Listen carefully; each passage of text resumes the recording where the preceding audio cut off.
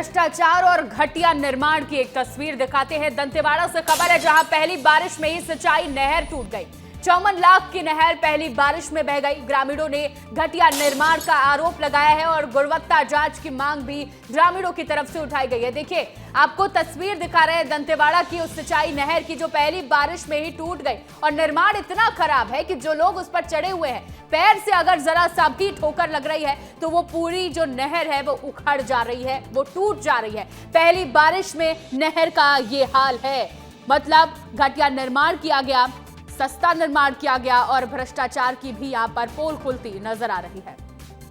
हमारे साथ हमारे सहयोगी तामेश्वर सिन्हा जुड़ गए हैं। तामेश्वर, ये कैसा निर्माण है कि पहली बारिश में ही सिंचाई नहर टूट गई है?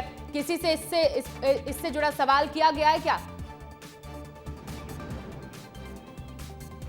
बिल्कुल श्रेया, इन अधिकारियों को सोचना चाहिए कि इसी नहर के पानी से जो किसान है वो अपनी उपज करते हैं। उपज आने के बाद यही अधिकारी जो है उस अनाज को खाते हैं। और सोचिए, दंतेवाड़ा जैसे इलाके में दर्जनों इस तरीके के नहर बनाए जा रहे हैं और इन नहरों में पहले ही बारिश में दरारें पड़ गई है।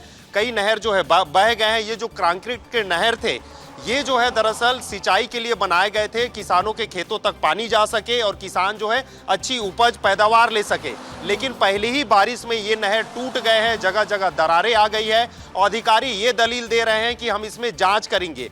जांच किस चीज में करेंगे श्रेया? ये पहली बारिश का हाल है। सोचिए, जब ज्यादा बारिश होगी तो ये नहर हो सकता है दिखाई ना दे और जो किसानों के साथ जो अन्याय है वो एक तरह से ये खुलकर सामने आएगा। किसान खुलकर आरोप लगा रहे हैं कि इन जो नहर है, इस निर्माण कार्य में ठेकेदार और अधिकारियों ने भ्रष्टाचार को अंजाम दिया है और पहले ही बारिश में ये नहर पूरी तरीके से टूट गए हैं। ये जो कंक्रीट के नहर थे वो एक तरह से पूरी तरीके से बह गए हैं।